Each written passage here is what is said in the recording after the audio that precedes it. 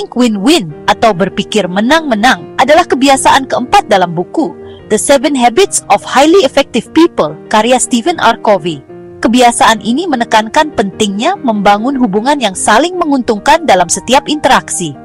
Covey berpendapat bahwa berpikir menang-menang adalah pola pikir yang mendasari kerjasama yang efektif, memupuk rasa saling percaya, dan menciptakan solusi yang bermanfaat bagi semua pihak yang terlibat.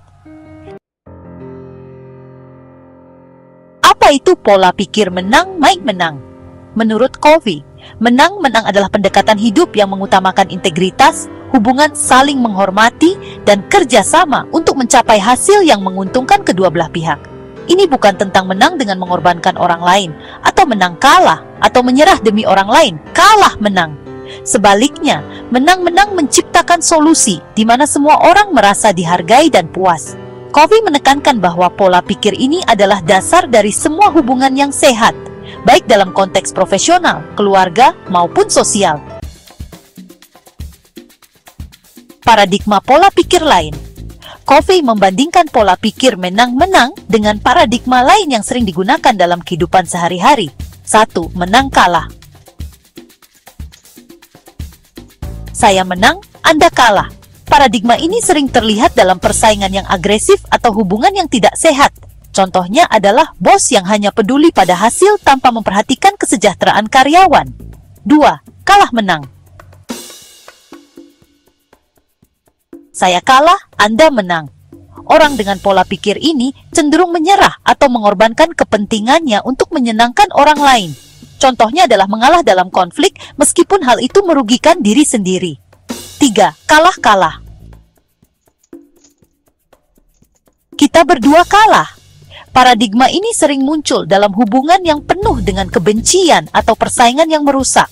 Contohnya adalah dua orang yang bersikeras tidak mau bekerja sama sehingga tidak ada yang berhasil. 4. Menang. Saya menang. Saya tidak peduli Anda menang atau kalah. Pola pikir ini berfokus hanya pada keuntungan pribadi tanpa mempertimbangkan pihak lain. 5. Menang atau no deal. Tidak ada kesepakatan.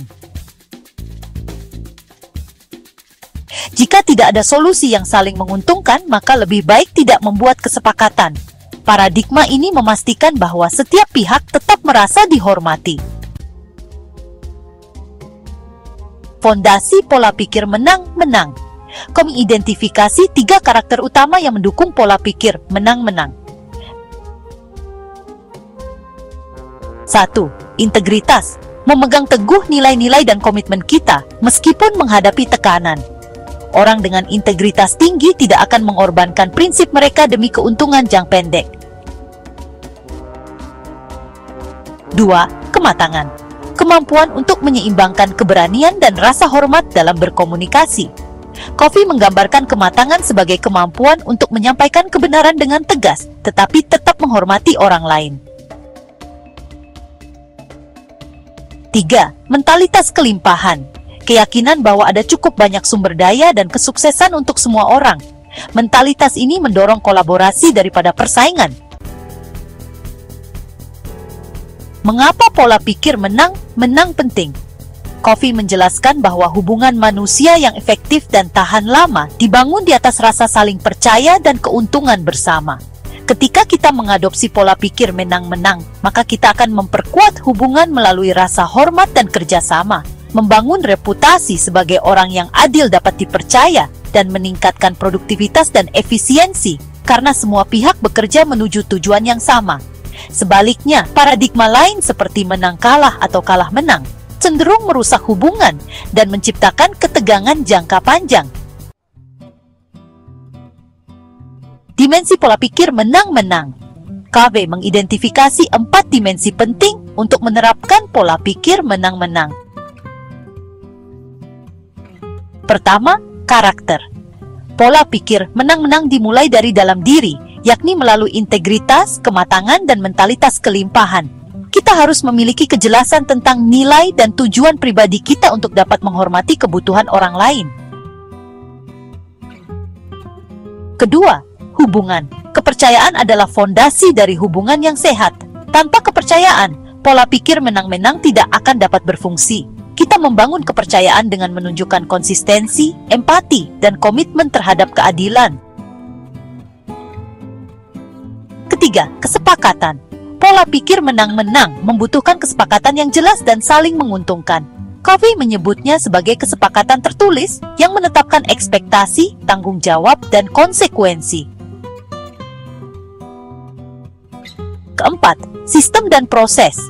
Untuk mendukung pola pikir menang-menang, organisasi atau kelompok harus memiliki sistem yang memungkinkan semua pihak merasa dihargai.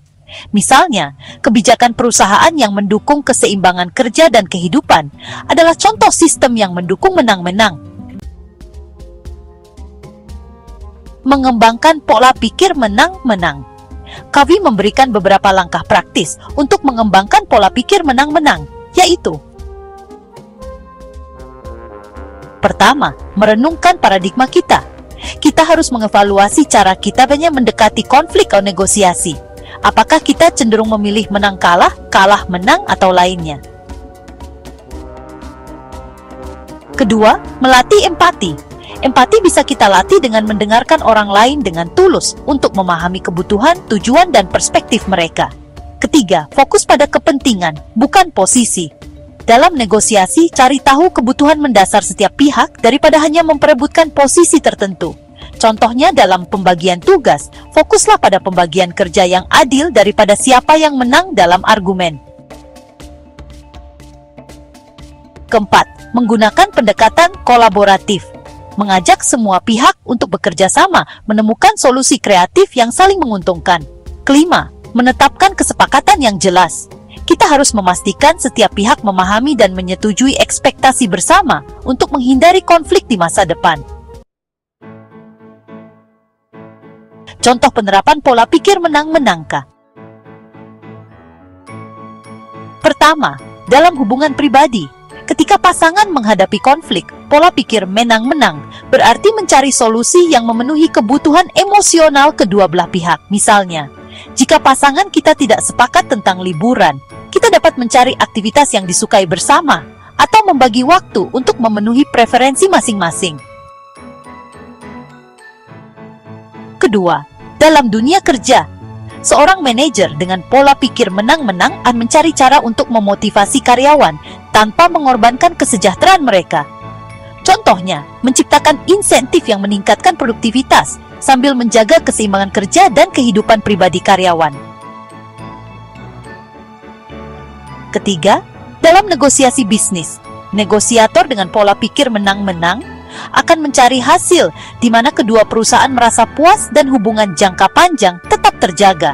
Hambatan dalam menerapkan pola pikir menang-menang. Covey mengakui bahwa pola pikir menang-menang tidak selalu mudah diterapkan, terutama dalam lingkungan yang kompetitif atau penuh tekanan. Beberapa hambatan yang mungkin muncul seperti mentalitas kekurangan. Mentalitas kekurangan adalah keyakinan bahwa untuk menang, orang lain harus kalah. Demikian juga dengan kurangnya kepercayaan. Akan sulit membangun kerjasama jika tidak ada rasa percaya antara pihak-pihak yang terlibat.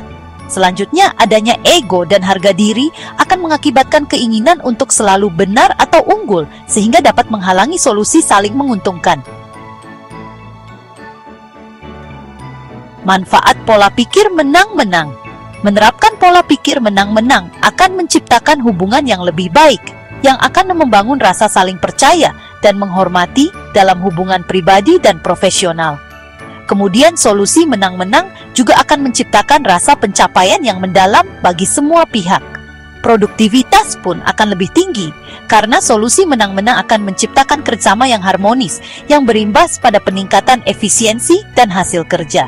Dan yang tidak kalah penting, orang yang konsisten dengan pola pikir menang-menang sering dianggap sebagai pemimpin yang adil dan dapat dipercaya. Jadi, bab berpikir menang-menang dalam buku The 7 Habits of Highly Effective Men Covey adalah panduan untuk menciptakan hubungan yang saling menguntungkan dalam setiap aspek kehidupan. Covey menekankan bahwa pola pikir ini bukan hanya tentang mencapai tujuan pribadi, tetapi juga tentang membantu orang lain mencapai tujuan mereka. Untuk mendapatkan buku The 17 Habits of Highly Effective People, karya Stephen R. Covey, klik tautan pada deskripsi video ini untuk melakukan pembelian secara online di bellbook.com. Bellbook.com adalah toko buku online yang sudah berdiri sejak tahun 2009 dan melayani pengiriman ke seluruh wilayah di Indonesia.